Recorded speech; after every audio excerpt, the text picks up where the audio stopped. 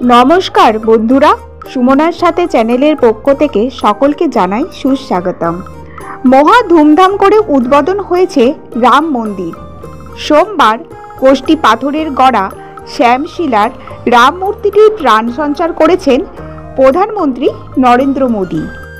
5 বছর বয়সী রামলালার মূর্তি মুগ্ধ করেছে রাম ভক্তদের। প্রাণ প্রতিষ্ঠা হওয়া 51 ইঞ্চির রামলালার মূর্তিটিকে এবার থেকে ডাকা হবে বালক রাম নামে। প্রাণ প্রতিষ্ঠা উৎসবের সঙ্গে জড়িত পুরোহিত অরুণ দীক্ষিত বলেন, 22শে জানুয়ারি যে মূর্তিটির প্রাণ প্রতিষ্ঠা হলো সে এবার থেকে বালক নামরূপে পরিচিত হবেন। কেন এই নামকরণ হলো?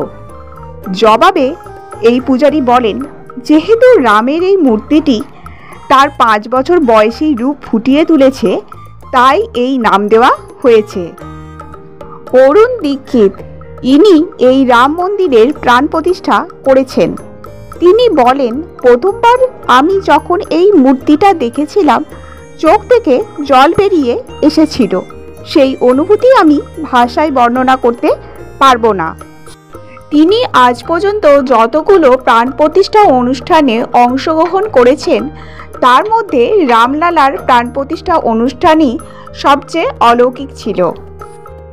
বারাণসীর এই পূজারী কমপক্ষে 50 থেকে 60টা প্রাণ প্রতিষ্ঠা অনুষ্ঠানে অংশ নেওয়ারও নজির রয়েছে। এবারে জেনে নেওয়া যাক কী কী থাকবে রামলালার নিত্যদিনের ভোগে।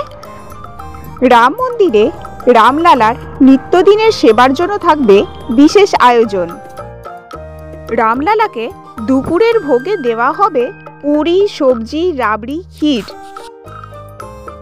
দুপুরের পর থেকে প্রতি ঘন্টায় তাকে দুধ, ফল, পেয়ারা দেওয়া হবে। এছাড়াও সোম থেকে রবিবার পর্যন্ত তাকে আলাদা আলাদা পোশাক পরবেন রামলালা।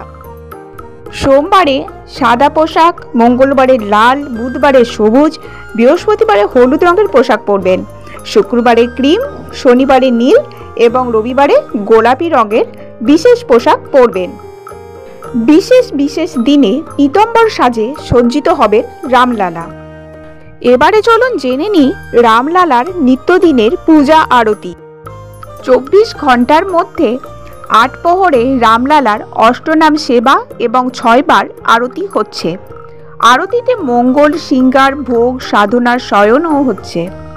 রামলালাকে জাগানোর জন্য হচ্ছে মঙ্গল আরতি, সিঙ্গারের সময় হচ্ছে সিঙ্গার আরতি, তার উদ্দেশ্যে ভোগ দেওয়ার সময়ও আরতি করা হচ্ছে।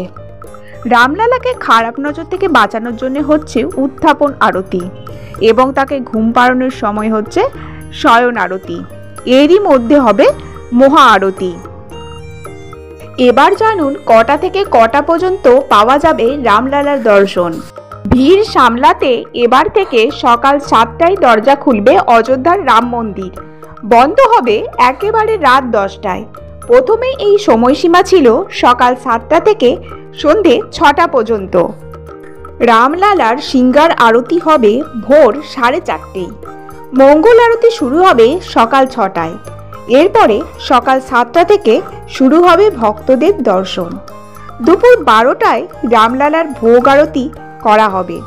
এই সময় রামলালাকে ভোগ নিবেদন করবেন পূজারীরা। এরপর কিছুক্ষণ বিশ্রাম, তার জন্য বন্ধ থাকবে মন্দির। দুপুর 2টো থেকে আবার খোলা হবে মন্দির।